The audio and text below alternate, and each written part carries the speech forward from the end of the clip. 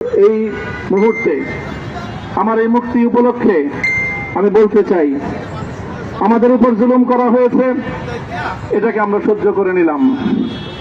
আমাদের ভাইদেরকে হত্যা করা হয়েছে, সেটাও সহ্য করে নিলাম। আমরা আমার সন্তানের লাশ কাঁধে তুলে নিয়েছি, সেটাকেও আমি হাসি মুখে বরণ করে নিলাম।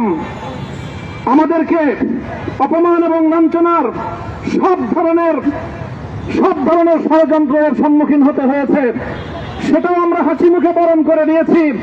কিন্তু আল্লাহর জমিনে আল্লাহ এবং তার রাসূলের কোন সম্মান এক মুহূর্তের জন্য আমরা বরদাস্ত করে নেব না। আমরা আমাদের সর্বোচ্চ ত্যাগ এবং কোরবানি স্বীকার করতে প্রস্তুত রয়েছি, জীবন দিতে প্রস্তুত রয়েছি। আল্লাহর জমিনে আল্লাহর দ্বীনের ঝান্ডা সমুন্নত করেই আমাদের যাত্রা থামবে ইনশাআল্লাহ। হয়তো শাহাদাত, নয়তো খেলাফত ইনশাআল্লাহ। আল্লাহর জমিনে খেলাফত প্রতিষ্ঠার যে আওয়াজ আজ পৃথিবীর দিকে থেকে উচ্চারিত হচ্ছে, সে আওয়াজ বাংলার জমিনে খেলাফতের এই আন্দোলনকে চূড়ান্ত গন্তব্যে পৌঁছাবে ইনশাআল্লাহ।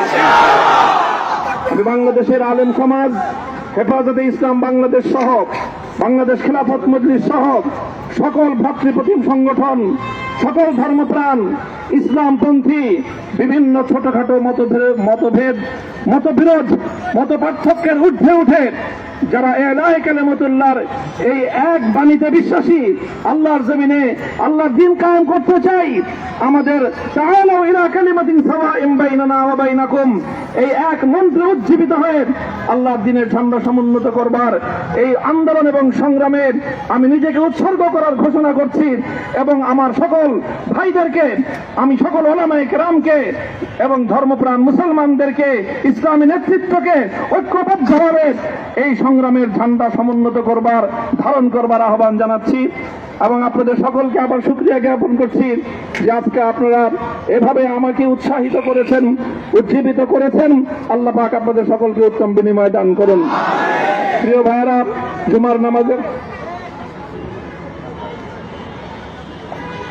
জুমার নামাজের একেবারে ঠিক আগ মুহূর্ত, এখন সব মসজিদগুলোতে জুমার প্রস্তুতি চলছে। আমরা এখন এখানে খুব সংক্ষিপ্ত দোয়ার মাধ্যমে আমাদের আজকের এই প্রোগ্রামে